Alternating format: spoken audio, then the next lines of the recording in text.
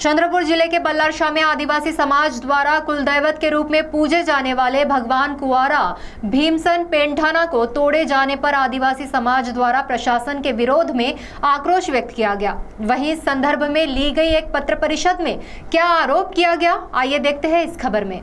बल्लारशाह के शिवाजी नगर के आदिवासी समाज के कुलदैवत भगवान कुंवारा भीमसन पेंठाना तहसील कार्यालय और नगर प्रशासन की ओर से कोई भी पूर्व सूचना न देते हुए पूरी तरह से ध्वस्त किया गया है और इसी घटना के निषेध में बल्लारपुर के डॉक्टर बाबा साहब आम्बेडकर पुतले के पास एक दिवसीय धरना आंदोलन भी किया गया। इसी संदर्भ में एक पत्र परिषद दी गई।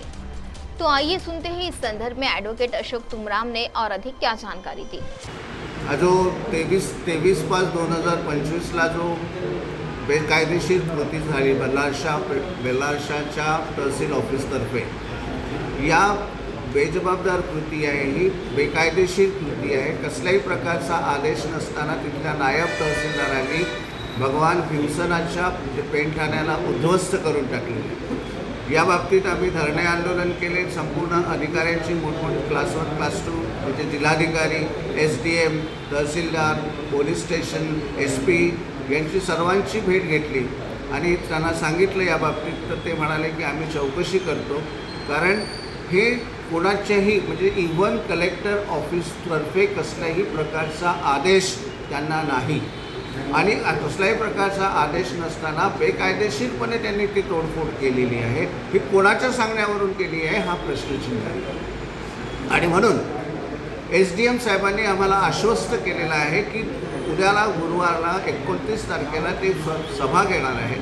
आमची सर्वांची मीटिंग घेणार आहे। आदिवासी समाजाची तहसीलदार यांनी कारवाई केली, पोलीस विभाग, नगर प्रशासन या सर्वांचे प्रतिनिधी त्या ठिकाणी बोलवून त्यावर सर्वपक्षीय तोडगा काढणार आहे।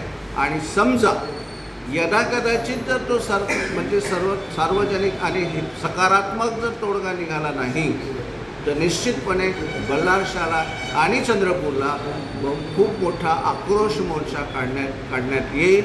आणि तो पेंठाना आमची तर अजून विनंती अशी आहे की आम्हाला पुढचं पाऊल टाकण्याच्या अगोदरच जर त्यांनी सन्मानाने जर तो पेंठाना उभा करून दिला, सन्मानाने जर त्या ठिकाणी तो भगवान भीमसेनाचा पेंठाना जर उभा करून दिला तर आम्ही पुढचं पाऊल टाकणार नाही। पण समजा आमचा नकारात्मक जर त्यांनी निर्णय दिला तर त्या नकाराचा काय परिणाम होईल ते येत्या काळामध्ये शासन आणि प्रशासन पाहणारच आहे। धन्यवाद। CTV के लिए प्रतिनिधि वैभव रुयारकर की रिपोर्ट।